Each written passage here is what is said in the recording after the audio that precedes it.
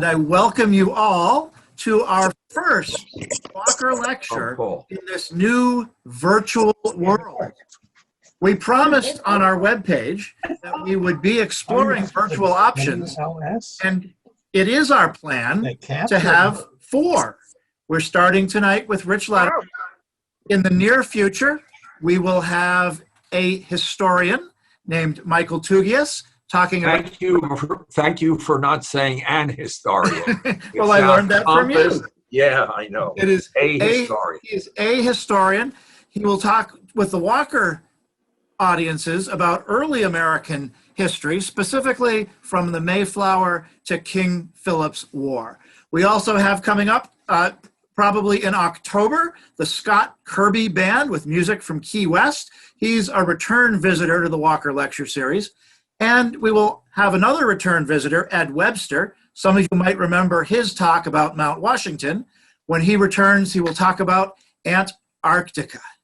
Thank you for joining us in a strange new world. A couple of housekeeping issues. When I'm done introducing Mr. Lederer, I will mute myself, and I ask all of us to mute ourselves. There will, however, be time later for some questions. About 45 minutes from the beginning of the lecture, then Lederer will invite you to unmute yourself. But until then, please stay muted. We are recording. Our friends at Concord TV will be showing this later. You can find them at their website, yourconcordtv.org. If you wish not to have your face recorded, then you do need to stop video and you'll still be able to participate fully, but we won't see you, although we would like to see you. Before we begin, our Zoom technology tonight is made possible by Zoom Master Josh Hardy and all of our friends at Concord TV. Let's give a Zoom-style round of applause to them. Thank you, Josh, and thank you, Concord TV, for all you do for our community. And again, they will rebroadcast this. I'm glad you're here for the live version as well. Richard, yeah, John, you know, broadcast is an agricultural metaphor, and it means to broadly cast your seed. I always thought it was a fishing thing when you cast your net. No, although that would be pretty close, but it's the seed, you're broadly casting it. And our audience, again, agriculturally, is very cultured and fertile minds, and those actually are all originally farm metaphors. It's the way language works. Excellent. Tonight we're going to hear fascinating facts about our presidents from Richard Lederer. Rich Lederer is the author of more than 50 books about language, history, and humor, including his Anguished English series and his current books, Treasury of Halloween Humor and A Treasury of Christmas Humor. Dr. Lederer taught English at St. Paul's School for 27 years.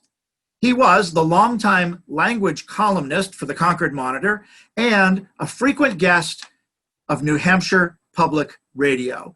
Please welcome Richard Lederer. Just so good to be back. Thank you so much. Very quickly, take a look at these. At the end, I'll put them back up. If I can do your holiday shopping, these are not children's books. These are for 12 and above. And you're interested in signed copies, personally inscribed, I'd love to do your holiday shopping, especially during these unpredictable, perilous times. So let's get right into the presidents. And I have to tell you that part of the organizing principle here, my dear friends from Concord, I spent 35 years there, 27 of them teaching at St. Paul's School. And I just lived and moved and had my being there. My 3 children, a son and 2 daughters, are all alumni of Millville School. Is that still around? Millville Elementary, right across from St. Paul's? Anybody know? Okay. And Runlet Junior High, and of course, St. Paul's School. So it's just great to be back this way, and I'd love to come back to Concord. Clarence Darrow, but this is going to be organized around the concept of bar bets, B-A-R space B-E-T-S. And the point is that I am going to give you about a dozen bar bets that you will win 85% of the time. And I'm sure you can take that money and give it to good causes. And I think they will astound you, some of them that you thought you know but didn't. So that'll add a little bit of humor. This will be nonpartisan, and it's not going to be wildly funny because that would tend to get partisan, and that's not what I want to do with this platform that I have here. Clarence Darrow, the famous attorney, particularly the Scopes monkey trial, once wrote, "When I was a boy, my parents told me that anybody could become president of the United States. Now that I'm a man, I'm beginning to believe it." Well, we do indeed live in a nation where I'm so pleased to say anybody can become president, and I'll prove it to you. Now, that's Jefferson, our third president, and you should be able to see my wiggly cursor, right? So Jefferson, then Nixon, who's San Clemente is about 90 minutes north of where I live in San Diego, Scripps Ranch, and he was president. And of course, the successor to Franklin Roosevelt, Truman, is president. What's my point? Any Tom, Dick, and Harry can become president of the United States. And also to prove that, we have just all sorts of different characters. So, for example, we have very handsome, good-looking presidents. Probably you think of Ronald Reagan. Again, I have the cursor. I hope you can all see it there. Our only movie star president, our only labor leader president. He was head of the Screen Actors Guild, SAG, and so much so that his first vote was for Franklin Roosevelt, a Democrat, as you would guess from a labor leader. Reagan was in 54 films and actually met Nancy Davis, who became his wife, on Hellcats of the Navy. He would have been in 55 films, but what happened was when he tried out for The Best Man, which was a film about a presidential campaign, he was rejected by the director because he didn't look presidential enough. I am not kidding you. Other good-looking fellows were Warren Harding. That was the first year, 100 years ago, that women could vote. And they, as well as the men, liked his presidential good looks, felt he looked very presidential. We think of John Kennedy, good-looking guy. Actually, Gerald Ford, before he lost the hair, Gerald Ford was a model, as was Reagan, a male model. Franklin Pierce, and so on. In terms of not so good-looking presidents, probably by all standards, ugliest is Abraham Lincoln. I'm going to get to that a little bit later in my talk. But when a grouchy old Democrat, Lincoln was the first Republican, when a grouchy old Democrat said to Lincoln, accused him of being two-faced, he said, "You think if I had two faces, this is the one I'd be using to face the world? No way."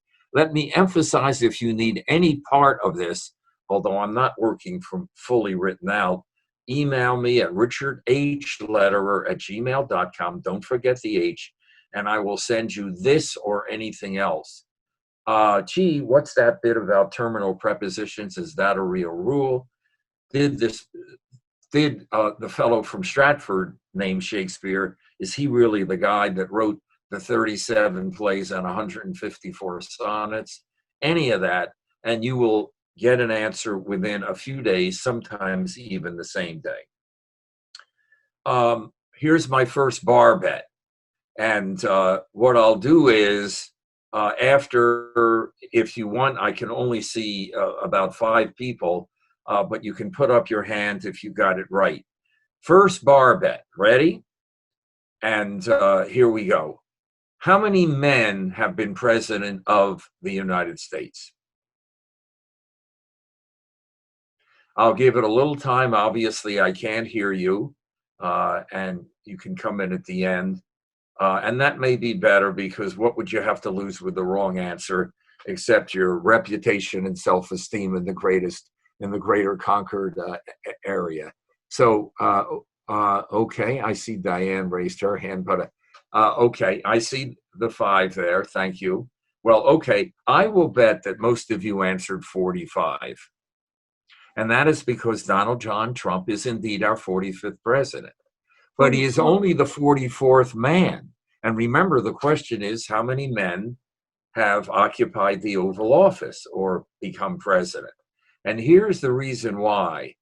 This guy, again, I assume you're seeing this, and this guy look like identical twins, but they're the same guy. And that is Grover Cleveland, our 22nd and 24th president. What happened is he won the presidency. And then when he ran for re-election against Benjamin Harrison, incidentally, the grandson of William Henry Harrison, the only grandfather-grandson combination, he won the popular vote, but he lost the Electoral College to Benjamin Harrison. Cleveland, one of the rare presidents who got married in the White House to a much younger woman, Frances Folsom, she said, "Don't move the furniture, we'll be back." And sure enough, Cleveland ran again in the election of 1892, and he won the Electoral College and became president. But the problem is some math-deprived person counted them twice. So as a result, we are irremediably one off. And that is why, Trump is our 44th and Barack Obama our 43rd, even though they're identified as 44 and 45. I'm delighted to do this, obviously, mainly to be with you again, thanks to Zoom. And there's a lesson there, and that is science always wins eventually.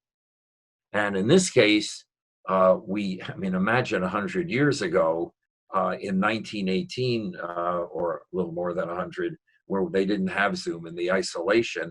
And an interesting fact you might want to know, in 1918, St. Paul's School, which was all boys then, faculty and students contracted the following, a number of them, the virus, the Spanish flu, call it what you will. And you know what the answer is? 0.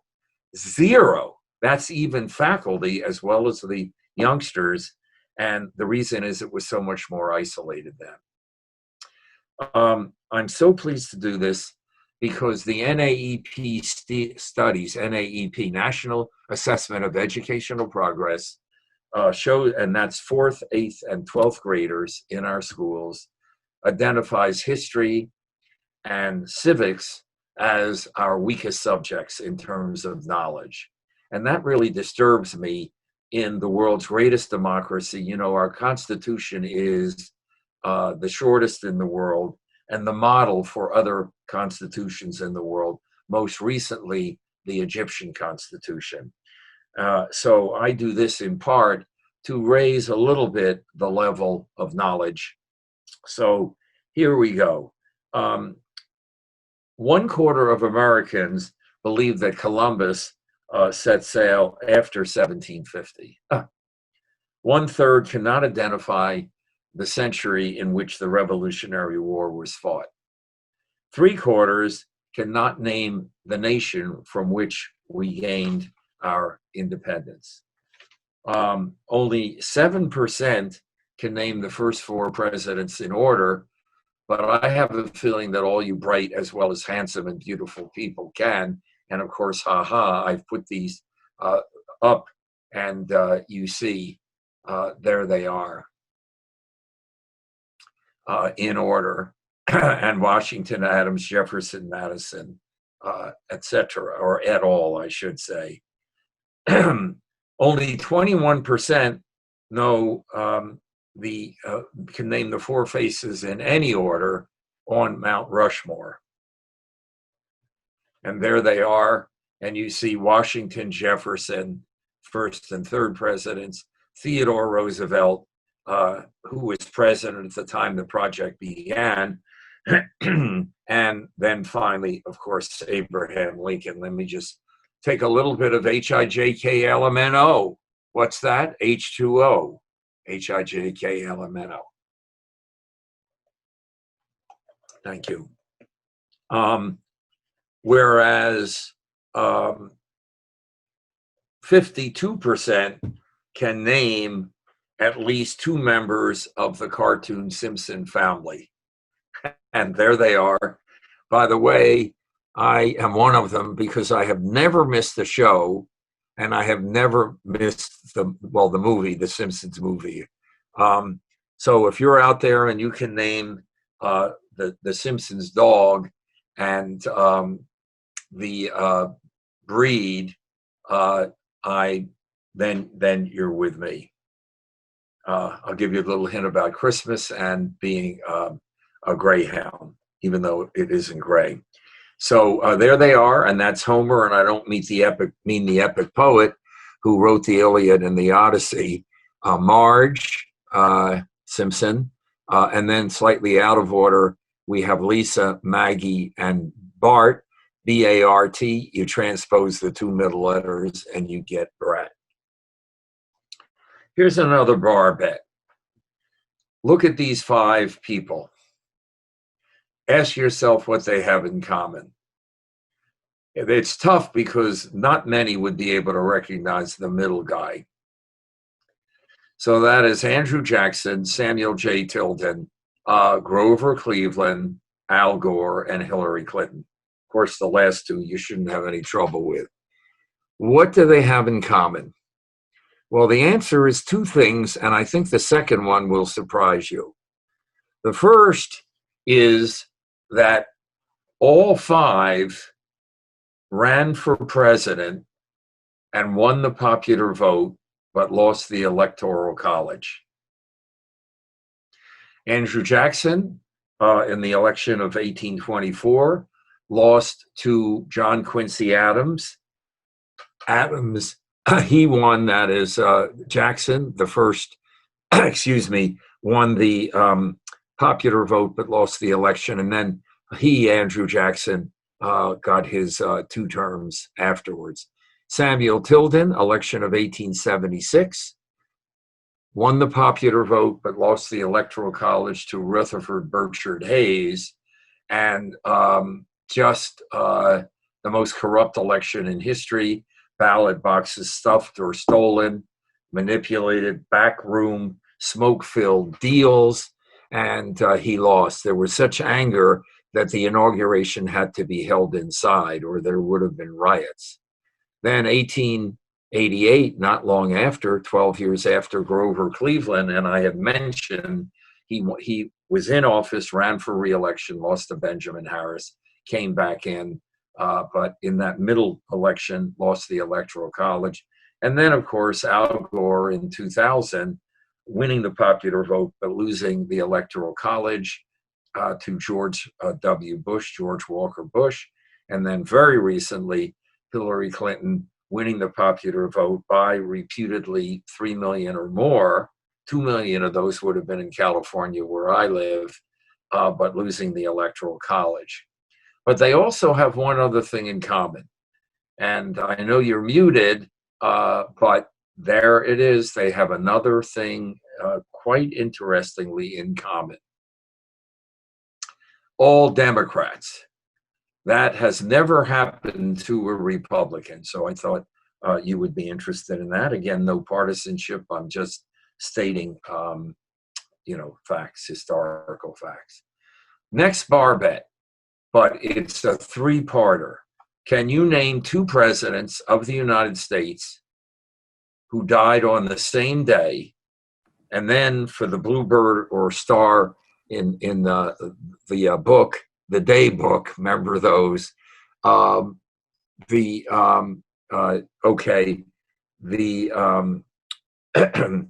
name the day and the year? And I'm asking the year because it is decimally significant. I saw Diane had a hand up, and here we go. And the answer is these 2 fellas. John Adams, our second president, and Thomas Jefferson, our third. So what happened is that Adams was second president. Jefferson was his vice president. Why? Because Jefferson had run against Adams, lost, and back in those days, ta-da, guess what? Well, the what is that the guy who lost became the vice president to the guy who won. Obviously, much less partisan times, and actually George Washington ran unopposed. At any rate, so what happened is Jefferson turned around and defeated his own president. Well, that didn't sit too well with Adams, but as the years went by, through letter writing, an art that we all know and they practiced, they sort of reconciled. And on July 3rd, 1826,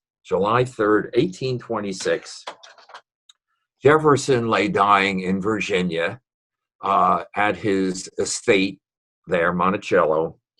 And as he began to lose consciousness on that evening, and that is 50 years minus a day from the signing of the Declaration of Independence, the first Independence Day. But as he lay dying, he asked his grandson-in-law, Nicholas Trist, an attorney married to his granddaughter, is it the glorious 4th of July? And to humor the old man, Nicholas Trist said, yes, it is, grandfather. Jefferson lost consciousness, but lingered on till the next day, July 4th, till about 1 p.m. Meanwhile, John Adams, at 90 years and 8 months, this is a man born in 1735 before all the miracle drugs and the much expanded knowledge about medicine. 90 years and 8 months, an ambassador in Europe, took all of those hard knock voyages across the ocean, without computers to correct the pitch and roll. My God. He, at 90 and 8 months, lay dying in Quincy, Massachusetts. But he was conscious enough to see and hear the explosions of the celebratory fireworks in the heavens. And as he began to shuffle off his mortal coil, and I'd love one day to come back and do a Shakespeare show for you, shuffle off his mortal coil and journey to that undiscovered country from which no traveler from whose bourne no traveler returns. I adore Shakespeare. I think you can guess why. The greatest achievement in language, in any language. I just faint in his presence, literally. I can barely stand up when I read him. But at any rate, so as he started to do that, these two lions in winter, his famous last words, and I'll bet you some of you know it, either 2 or 3 words. And of course, the answer is Jefferson survives. Now, actually, Jefferson had shuffled off his mortal coil 6 hours before, but not only didn't have computers, no telephones, no Morse code, no way for them to know, but just a great story there. I love the timing of this, and this was when actually the live talk was scheduled. I working with Alwyn Fine, who just gives everything. How can I serve? How can I help? I love knowing people like that. So here, right before the election, and in the year of what I call electile dysfunction, take it for what it's worth. So a little bit of humor here. How magnanimous for the Walker Committee to invite me back. I am honored and humbled. And magnanimous, magna, large, anima, spirit, meaning large-spirited. And this is what happens in etymology, word origins. And that is you divide and conquer. It's hard by the yard, but it's inch by the inch. They always get a perspicacious audience, peri through, spec to see through and into the heart of it. This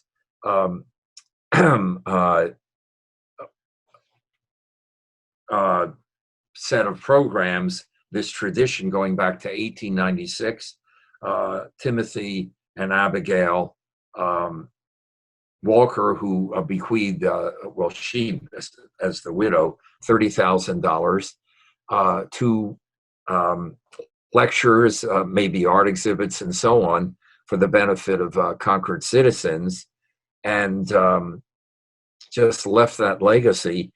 They started, that is, the shows in 1896, and I actually attended a few of those shows and enjoyed them. Ha ha. Look, folks, I am so old that when I was a boy, rainbows were in black and white and the Dead Sea was only sick. So you'll believe me now. And the point about divide and conquer is the word politics. Poly, if I ask you what poly, that word part, means, I'll bet you're going to say many, right? As in polytheism, polygamy, polyglot, skill in many languages, and so on. And so poly is many, and ticks are blood-sucking parasites, if you didn't know that. What do politicians in diapers have in common? And we will have no four-letter word here that would offend. So your answer has to be couched in a way that you don't use any four-letter words. So what do politicians and diapers have in common? They both need frequent changing, and for the same reason. And finally, what's the difference between a centaur, C-E-N-T-A-U-R, and senator, S-E-N-A-T-O-R? Well, the difference is that one is half man and half horse's ass, and the other is a creature in mythology. See, that's switching them around there. Okay, next bar bet. Who is our youngest president? That is the youngest man to enter the Oval Office. Okay, you've probably all come up with an answer or a guess, and I think this will surprise you. No, it is not John Fitzgerald Kennedy. He is our second youngest. Kennedy became president in 61, July 20th, at 43 years and 7 months. Very young. The average age of an entering president is 54 and a half. So here's a guy almost a decade younger. Actually, women, sorry, more than that, 11 years younger. I subtracted the wrong way. Nice looking wife, very young children for a president, Caroline and John. You may not know that there was a third child, Kennedy child, in the oven, and that was Patrick, alas, stillborn. Come on, it's got to be John Kennedy, but it is not. I'm going to show you who it is. It's the guy at the bottom right. Theodore Roosevelt, Teddy Roosevelt, 42 and 10 months, 7 months younger than John F. Kennedy. Now, why do people miss that? Well, I did a little trick, not much. I didn't ask you for the youngest elected president because, of course, that would be John Kennedy. Theodore Roosevelt was elected Republican vice president in 1900 and became vice president in 1901. And his president, who had just begun his second term, William McKinley, was assassinated by a disillusioned, angry office seeker who expected to be ambassador to France. As a result, Theodore came in very early in that term, the first term. Then he won a second term, so he served 2 full terms or very close to it. And he was 7 months younger than Kennedy. So now that you know our youngest, well, actually, I want to do one more thing. The story of the teddy bear. So Theodore, this gentleman here, one of the most popular presidents in history, was the first, oh my God, an airplane, running an automobile, the first Nobel Prize winner, the first president, just such an innovator to go outside the country during his presidency. It happened to be to Panama, et cetera, et cetera. A real innovator. And what happened is that he was the first to invite an African-American family to the White House. And that was the family of Booker T. Washington, the great conservative leader, political leader of the African-American community, and actually the founder and first president of Tuskegee Institute. Well, this didn't sit well with a number of Southerners at the time. And please remember, we're talking 120 years ago, different world. So to mend some political offenses the best he could, Teddy went down to Smedes, Mississippi, capital S-M-E-D-E-S, and to ostensibly settle a border dispute between Mississippi and Louisiana. While he was there, his host said, "Would you like to go hunting?" And OMG, in those days, a lot of people hunted and shot down big game.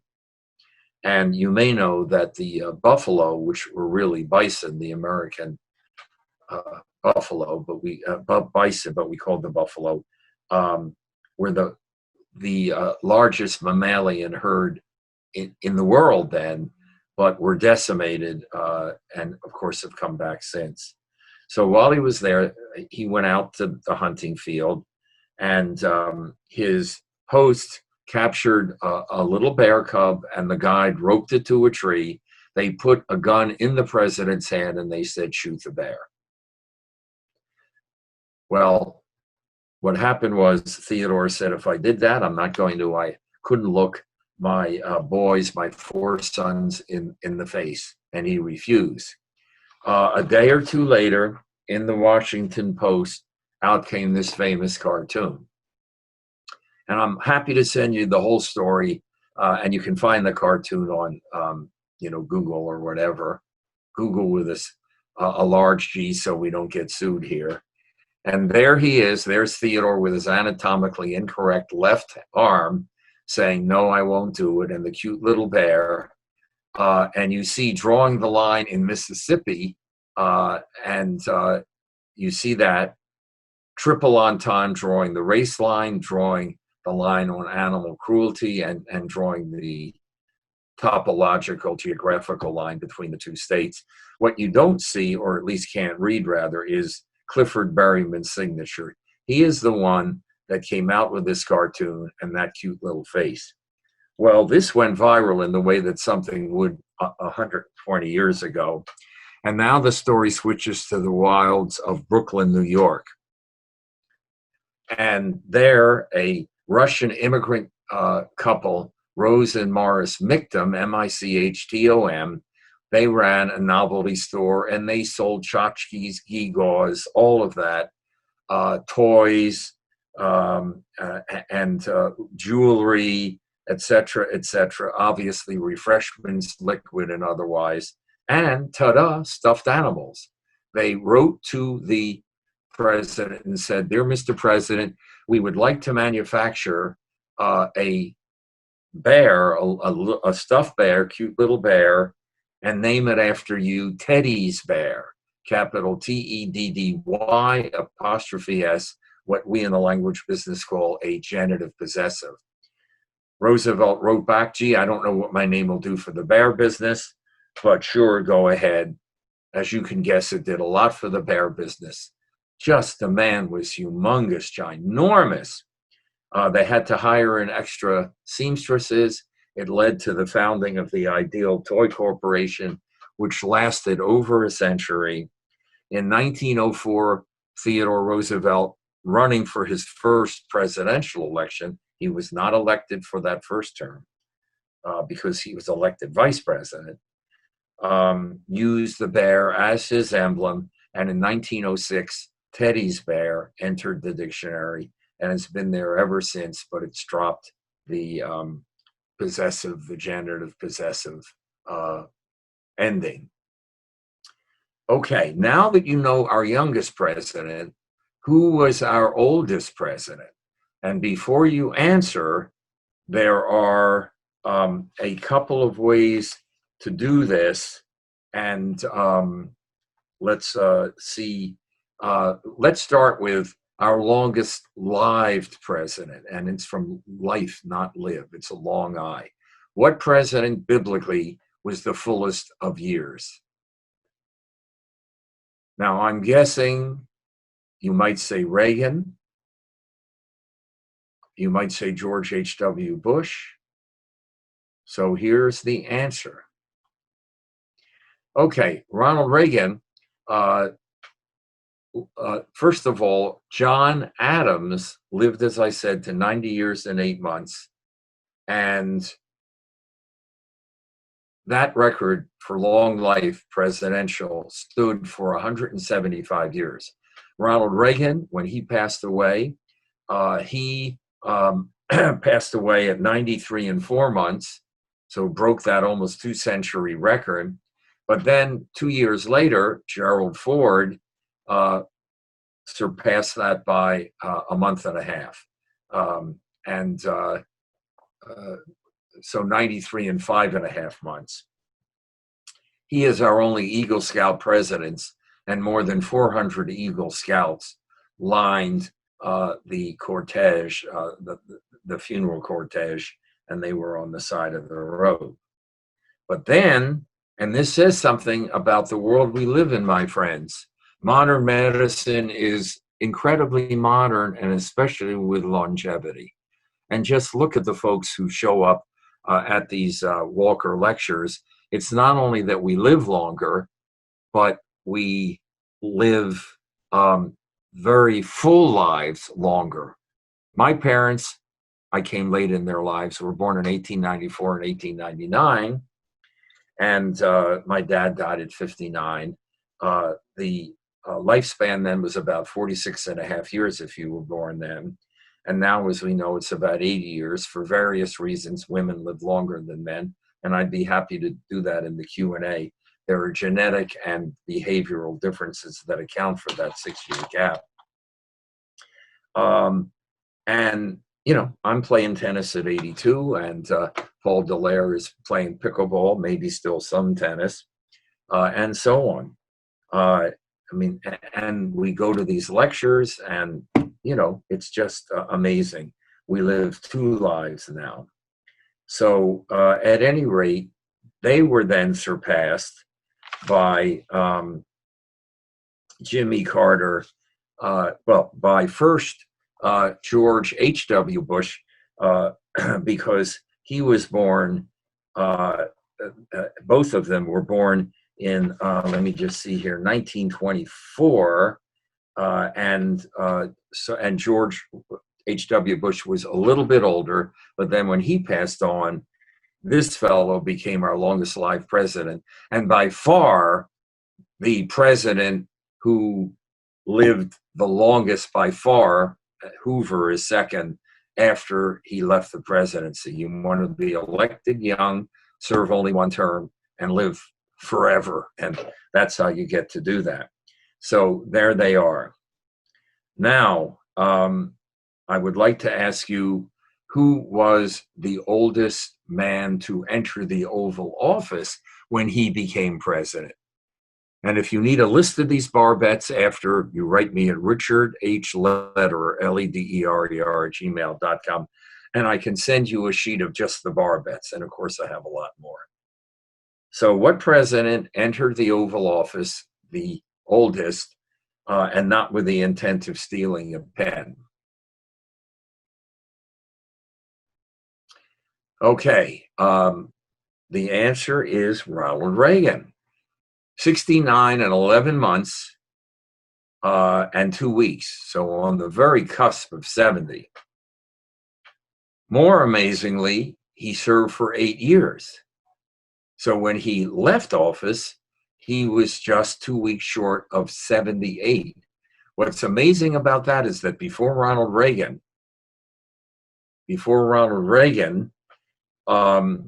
the only other president to have been a president serving in his 70s was Dwight David Eisenhower, and that was only the last 10 months of his second term. So I thought you'd be interested in that. Now, my question is still, who is the oldest man to enter the Oval Office? Because Reagan's record has been broken? And the answer is this gentleman. There he is. Look familiar. Donald Trump entered his term in 2016 at 70 and 7 months. He was born in June of 46. So I know, hard to believe, especially with his energy. But again, he is the oldest man to have entered the Oval Office. However, should his opponent win this year, and coming up, and all I can say, friends, is vote, vote, vote. It's your constitutional right. It will be this gentleman. He was born November 20th, 1942. So as you can see, he would be 48 years old in January, should he win that. So maybe something new for you. Okay, who were our tallest, shortest, and fattest presidents? And in terms of barbettes, we're going to close.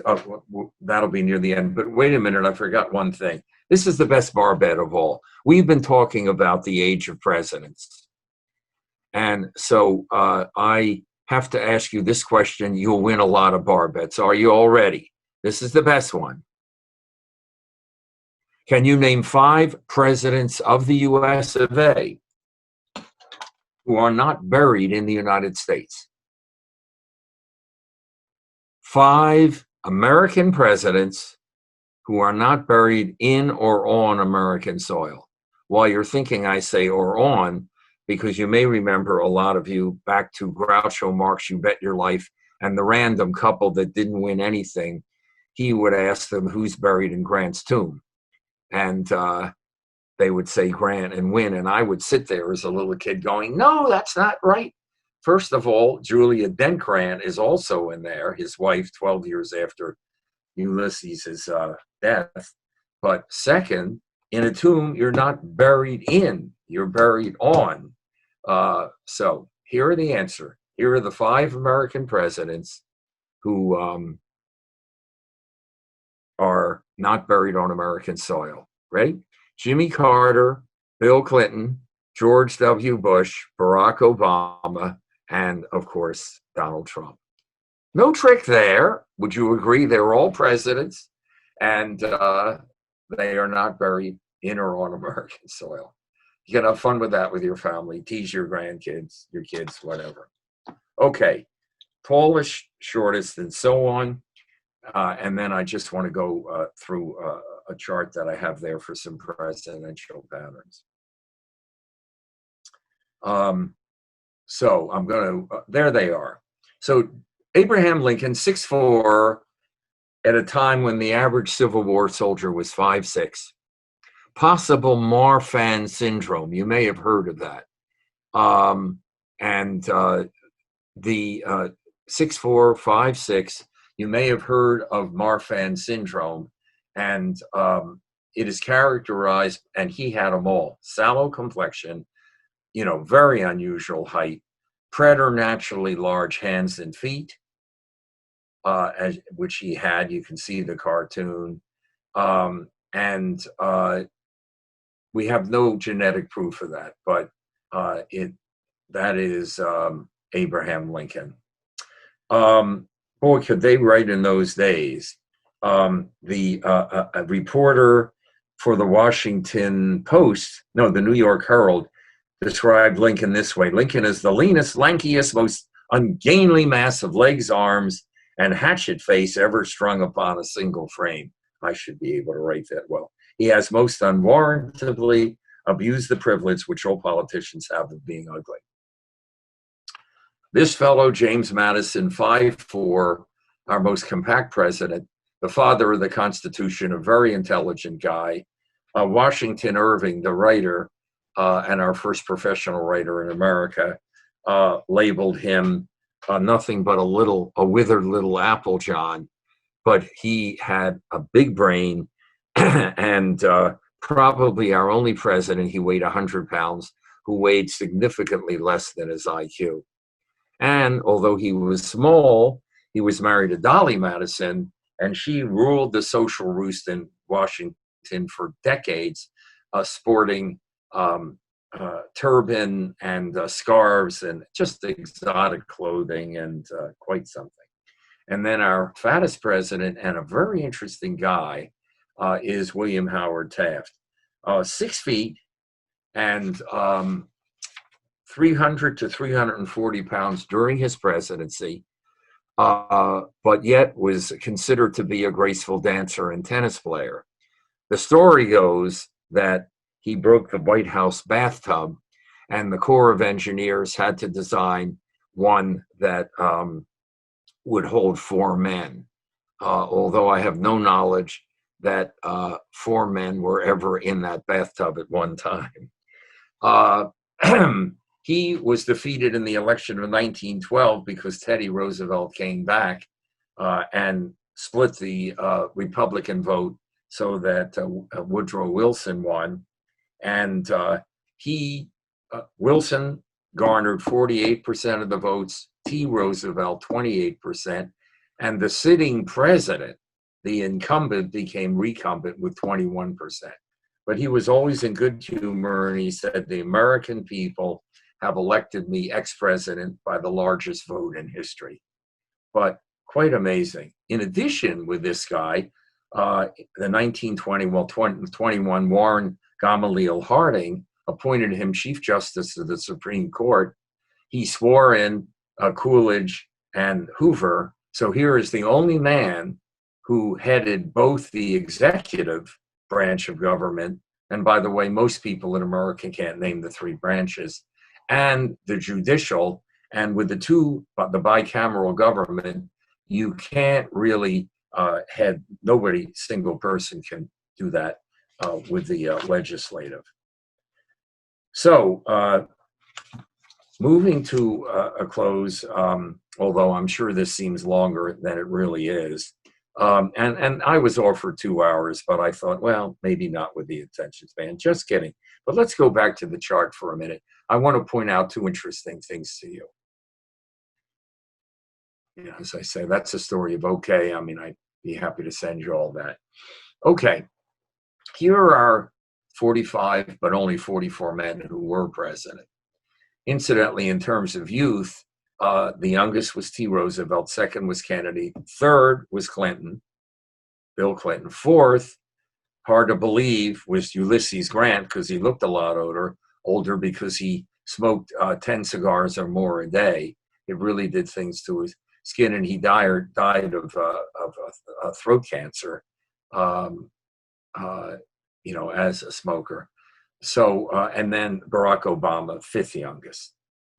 Okay, let's take a look here, and I'm going to give you one last bar bet. Do you notice that these 3 guys oh my God, messed up. These 3 fellas, all Virginians, Jefferson, Madison, and Monroe, served sequentially 2 full terms, 24 years. All Virginians. 7 of our first 10 presidents were from Virginia, the only exceptions being Massachusetts for Adams and Adams' son, and Jackson from the Carolinas. The other 7 were Virginians, and actually 8 of our first 12, because our 12th president, Zachary Taylor, was also from Virginia. 3 of those Virginians, known as the Virginia Dynasty, served 24 years, complete 2 terms. It's happened only one other time in American history, and this sounds difficult, but this is a really fair question. You'll see why. Can you name 3 other presidents who served each 2 terms? So that's not FDR, because he served 4 terms, but 3 in a row, giving us 24. You may be surprised by the answer. Okay, so the answer is these 3. And look at it. Our presidents, 42, I assume you can see I'm 43 and 44. 8 years, right? 8 years, right? And 8 years. Meaning it took almost, 2 centuries for that to happen again, but it did. So if Donald Trump wins re-election, it would be 4 unprecedented. It's never happened. So that's an interesting fact about Donald Trump's re-election. Now, here's a pattern most people don't notice, and it's my closing pattern. It is very difficult to dislodge the party in power from the Oval Office. That is, in almost every case, with a single exception, over, get this, 123 years, 123, one exception to this pattern, but not many people notice it. And the exception you're going to see, so once again, the party in power, often it's the man. FDR is the most spectacular example, 4 consecutive terms, but the party in power is not easily dislodged. And so that's a factor in the election coming up. So here's what I mean. William McKinley, Republican, gets into a second term, although it's hard to tell from that, succeeded by Theodore Roosevelt, who essentially 2 terms, and then Taft. So notice that's a term, that's 4 terms. At 16, 97, and 16. Then, because of Roosevelt splitting the Republican Party, we get the only Democrat in 36 years, and that is Woodrow Wilson.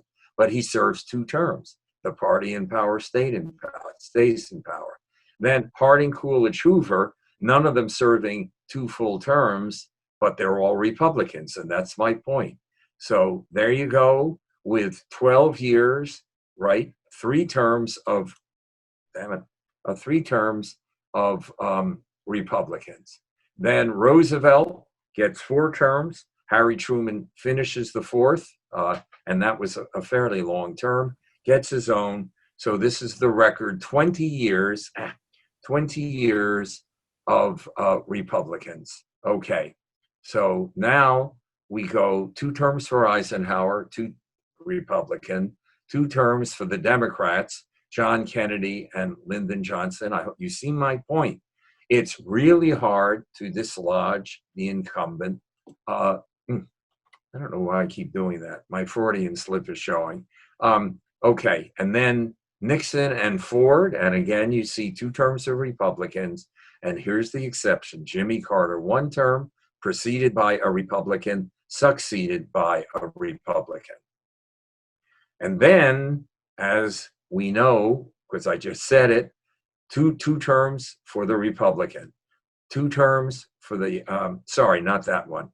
So that's 3 terms for a Republican. Yes, George H.W. Bush served only 1 term, but as a Republican, he followed 2 Republican terms from Ronald Reagan.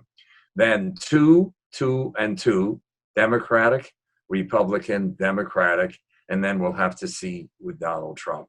But again, that pattern would say that Trump would be reelected because 122 years of only 1 exception. My last bar bet, and then I'm going to close up. Somebody attending this lecture, part of this lecture, has a child who is fired on national television by a president of the United States. Think carefully now. Don't smile too broadly, John Kelly. But one of my favorite bar bets, for reasons you'll find out, a citizen of Concord at some point. Okay, and here's the answer. I am that person. It is I.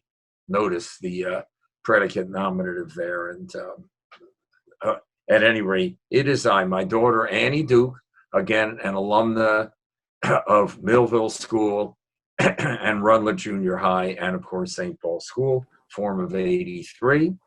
Back in 2009, and at that time, the winningest woman in poker history, was chosen to be on Celebrity Apprentice. They have 16 contestants. 14 were fired, including the American ambassador to North Korea. That happens to be Dennis Rodman. It got down to Annie Duke and Joan Rivers, and Simone and I were there.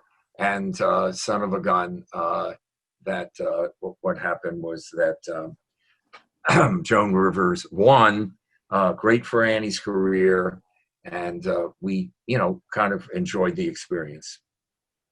When George Washington became president in 1789, other national leaders included the King of France, the Tsarina of Russia, the Emperor of China, and the Shogun of Japan. Well, today, we don't have a King of France. There is no Tsar of Russia, although many of you would argue with me. No Emperor of China and no Shogun of Japan, but the office of President of the United States endures and prevails. I'm going to go to credits now, and I just want to thank you for making this the most successful Zoomsday, Walker Zoomsday in history. And as a poker player, I am pleased to know, at least as far as the signups, that I'm sure everybody showed up, that this was not just a straight or a flush, it was a full house. So very quickly now, the credits. Interestingly, helping me to put this together, because I have the technological black thumb, Simone Van Eggeren, my wife, Lorraine Burley, my doubles partner, my mixed doubles partner. I love mixed doubles. And thank you. This is my book. This is Presidential Trivia. It's $10. If any of you want that, you'll see my address soon. And now you know the cover. I was the first Washington. I beat my president. Obviously a little cryptic, but he turned around and beat his president in the election. I was the youngest, as you now know, is TR and not JFK, and I was the tallest. Now, the last thing is this, and these are my Bouncing Baby books. If you would like to have them signed and inscribed from me, and you don't want to wait till the last minute with the mails going across country, but Halloween is about a month away, Christmas a lot more, and they are, my artist is 91, look at that, I'm 82, and 50 or more cartoons, 53 and 51 in both. I will sign and inscribe. Happy Halloweeny to Aunt Sally. Merry Christmas to Uncle Horace, or maybe at the other end of the chronological spectrum. And if you're interested, you can email me for questions and I send you how to do that. And so my last slide is right here, and can't hurt you to write it down. Email Richard H. Lederer. You have to have the H in. I was not in the queue early enough to have it not. richardhlederer@gmail.com, and they're on my website at verbivore.com, and I will be happy to inscribe and sign personally and do your holiday shopping. So all I can say is a toast to you. Here's champagne to our real friend. Here's real pain to our sham friends. Thank you for being real friends of these venerable Walker lectures, and I'll be open for questions. John, you may want to. Let's have a Zoom thank you for our wonderful lecturer tonight. And we do have time for questions. Rich has kindly invited everybody to send questions to him on email, and I put the email in the chat, but we have some time, maybe about 20 minutes for questions. Oh. So let me ask you to raise your hand, either the old-fashioned way or with the electronic hand raising. And John, let me just say, obviously, if you have questions on the presidents, I'll do my best. It's a sideline with me. Language is my thing. So if you're wondering, are 9 and 7 is 15 or 9 and 7 are 15, I'll give you the answer. Of course, it's 16. But anything to do with language. In addition, these books are self-published, my 51st and 52nd book, and the first time I've done that. So I have learned a lot about self-publishing versus brick and mortar. If you're thinking of doing your memoir, you're wondering about self-publishing, any area of writing as well as language, absolutely my pleasure. Thank you, John. I just wanted to get that in. Sure. So there are a lot of good categories for questions: the presidents, language, usage, grammar. And I sort of suspect that Rich Lederer knows a lot about everything else, too. Poker, absolutely. So I'd ask you to raise your hand and I'll call on you, and then that will be a reminder to unmute yourself as well. Right. I only see 25 people at once. I think I see Claude raising Yeah. it. Claude Yeah. sends me email questions all the time. Nice. Claude Peltz. What a great name. So you get the idea of animal skin with claw marks in them, and just a great guy. Incidentally, at the age, Claude, tell me if I'm wrong, at 11 years old, he became men's table tennis champion of New Hampshire. And thanks to an older guy who adores him, it's ended up in Sports Illustrated Faces in the Crowd.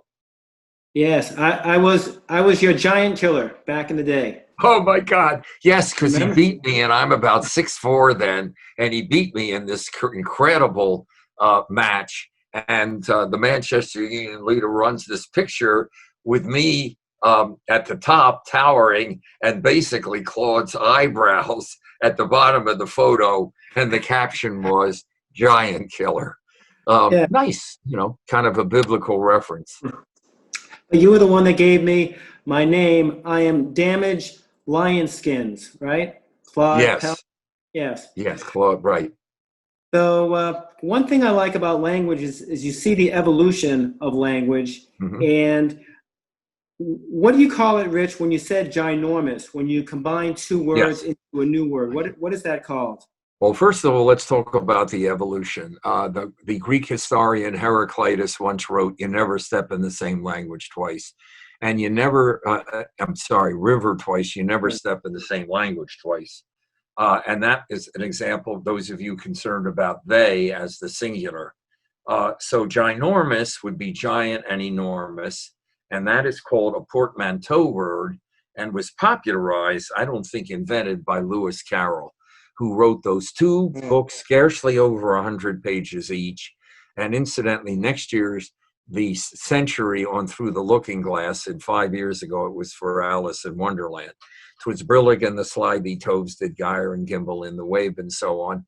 So those, they're called meld puns or portmanteau words. Chortle is from that poem, chuckle and snort, and and galumphing from gallop and triumph, and they're all portmanteau words. And today we talk about staycations. We do it all the time. Frenemy. If you're interested, folks, I can send you probably about 20 from my list. But they're fairly new, and so indeed they are evolved. Thank you, Claude. There was one from Seinfeld, a male bimbo. Jerry called him a mimbo. M-I-M-B-O. Yes, that's right. That would be it. Or you know what's like that, Claude? Merce for a man purse. The merce is a merce, a man's purse. I have some friends that use it. Yeah, down at the belt there, they carry him around. Hey, folks, how about some more of you? We're never going to pass each other's way again in this configuration. Go ahead. The name says Peter, but I think that's Kathy with a question. Oh, yes, and Peter is her husband, a great craftsman. Yeah, it's my computer. I don't know why his name's on my computer. But sure you do, because men take all the credit. They just take over. So I mean, folks, the most painful part of the sex change operation when a man becomes a woman, and it's having the salary cut in half. At any rate, go ahead, Kathy. Yeah. Oh my gosh. Yeah. Oh. So after my comment and question, Richard, speak to the thing about when people not so much transition, but people identify as by they. What's the word? I'm not a her. I'm a they. That whole thing. Okay. So interesting. But Richard, remember back when computers were coming in and people had email addresses, you said, I think this is going to happen, that people won't say, give me your email address, give me your e-dress. And that never caught on. And I thought that was brilliant. And well, you're kind. Email that address, happens. which is another syllable, and just e-dress, that makes so much sense. Well, I try, and actually the word dystopia got into the dictionary because of me, and that is as a nightmare utopia, a brave new world. Of course, the best known is 1984, when what we call selfie sticks came out, but the rod so that you could get a picture from farther away and get more people in it. I named that a narcissistic. Oh. Thank you, Diane, and others. But what a great smile. And it didn't catch on because not enough people know the story of Narcissus and Echo. Yeah. And if you'd like those stories, boy, do I do mythology and Bible and all of that. I mean, anything you want, I may have written about. Now, the story with they is this, and Claude himself said that language evolves, and folks, hundreds of years from now, people will not easily be able to understand the way we spoke. We expect language to change. And what has happened over the last 5 years is all the major dictionary companies, best known and not too far from you in Springfield, Massachusetts, Merriam-Webster, Charles and George Merriam, who bought up the estate, but also Funk and Wagnalls and Random House and all of that, have accepted they as a singular and a plural. And I suspect that some of you, feel that the grammarians, if they were alive today, would be turning over in their grave. I have long accepted, and here's why. But first, let me tell you a little joke. You're sitting at a table, and somebody comes up to the table, and you order some food, takes your order, leaves, and then comes back way too long. Your stomach is rumbling, puts the food on the table. Why are they called the waiter? You've been doing the waiting, but they're called the waiter. Wow. But here's the point. Did any of you say, oh my God, the Walker lecture really made a mistake in hiring this idiot because he just went from singular to plural. The server, blah, blah, blah. Why did they? But nobody blinked because we all do it. The cellular customer you are trying to reach is not at their station, and nobody blinks. And the other thing is, if you are so insistent on each student should bring his or her notebook so that he or she can achieve his or her full potential, that, my friends, I call sexually transmitted tedium. It's awkward. We don't have to do it. And we shouldn't have to go to the plural to avoid that. We can go singular with they. And I'm going to tell you how old they is in the pattern. We have a word called you, Y-O-U. It used to be thou for singular, thou shalt not steal, and ye for plural, O ye of little faith. And then they got merged together as you, and nobody says, wait a minute, you, how can it be singular second person and plural second person? Of course we don't do that. We find it very useful. And the other thing, of course, that has pushed this along is we live in a nation that I'd like to think is becoming more inclusive, and that includes our fellow citizens who do not identify themselves binarily. They don't have binary identities. I mean, or they have binary identities, and they feel that they does the trick. It's coming in, and I think it is going to stay, and I approve of it for the reasons I've stated. More, teachers, compulsive sharers, and how often do I get, I'm just devastated that I couldn't be there and travel, take the plane, or I could be there without taking a plane, just fly over and be with you maybe another time. But I'd love to have your questions. Any life questions? What do you say? Time for more questions, and I have a presidential trivia question, but I will defer to anyone who raises their hand. Nice, rather than his or her hand. Or anybody with telekinesis raise my hand. I will tell you, though, I was reading a newspaper story about the history of the presidents, and they used the word they, which bothered me because we know that every American president has been male. Whether we're happy about that or not is another question. Mm-hmm. But I'll ask you if you would change your decision about the word they if we're talking about something that is entirely one gender. And then my second presidential trivia question is, who has the most runs for president? I remember that Ronald Reagan ran at least twice before he won. Right. I'm interested in who ran the most. And then My pleasure, and that may surprise you.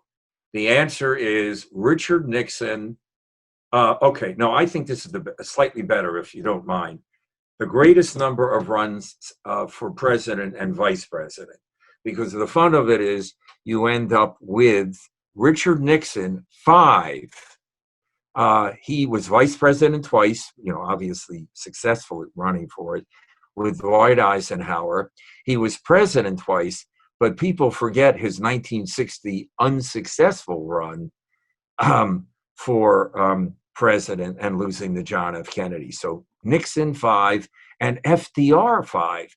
You go, wait a minute, 5?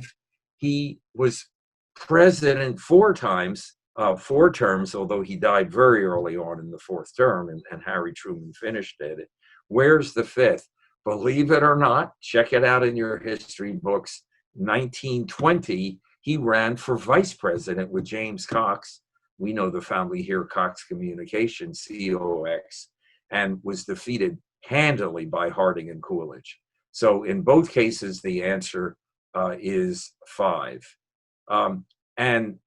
Interestingly, as the time moved in the 20th century, only one exception for a candidate losing the run for president and then winning it, and that is Richard Milhouse Nixon. Of course, Richard Milhouse Nixon is the only president whose middle name became a main character on The Simpsons, and that is, of course, Bart's best friend and Lisa's. Oh my God, stay away. At any rate, now if you lose, you really don't get a second chance.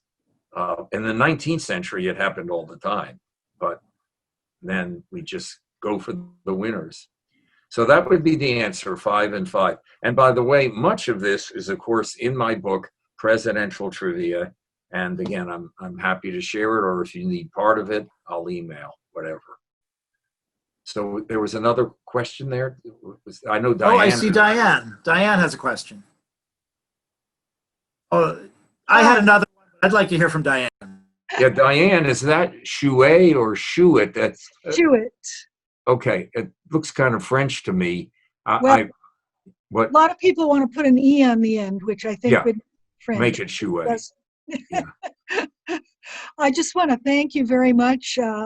I missed your column in the Monitor. I was a big fan, and I was curious if you're still writing regularly for as a blog or something. Thank you for asking, Diane. I love that question. On that website, verbivore.com, you will find my columns for the Union Tribune here.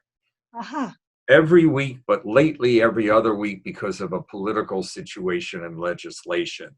But if you go to that, you will see the columns on my website.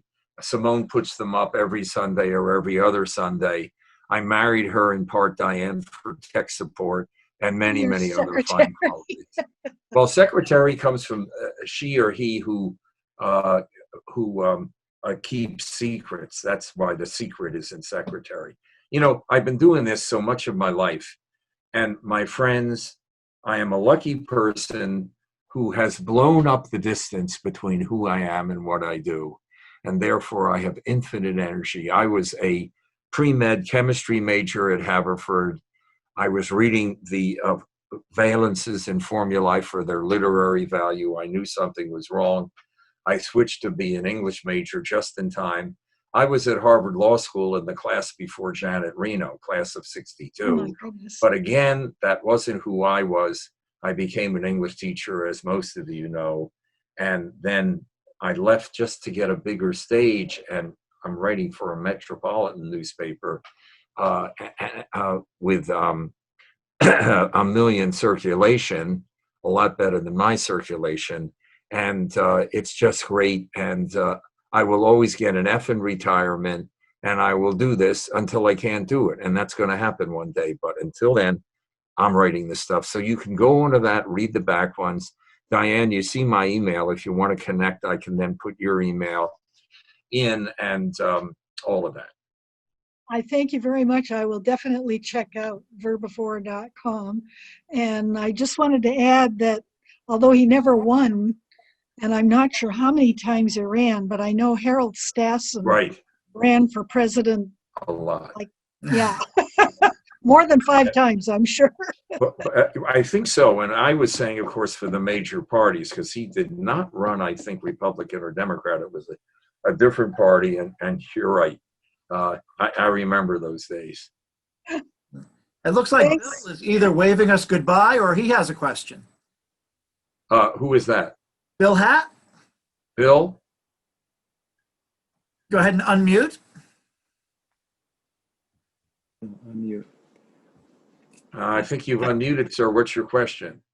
I don't really have a question. I was waving to another friend. Oh, well, I'm that's great. sorry. It's a friendly, But I haven't- sociable thing. I live in Western North Carolina now, and I was waving to another of my friends, and they didn't pick up.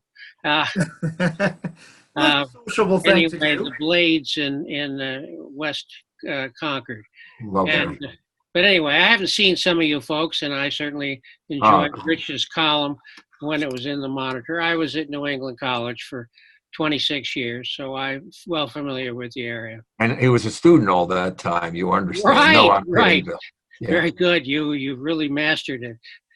But Gosh, you remember a tip of the Hatlow hat way back, but you may not be old enough to remember. yeah, Hatfield was his name. That's right. Yeah. And they persecuted me in school because of that. You have to watch the names that you can write. I understand. That's right. That's right. Well, Let's take one. I know a lot of friendships in Concord. I collect Irish blessings, and one of them is, I collect everything, frankly, but one of them is, I love it, the Irish blessing. There are good ships and there are wood ships, the ships that sail the sea, but the best ships are friendships, may they always be. And I've got my tennis friends, my poker friends back there, my obviously St. Paul's friends.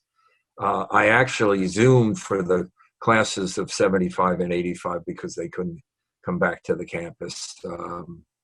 But just wonderful years there.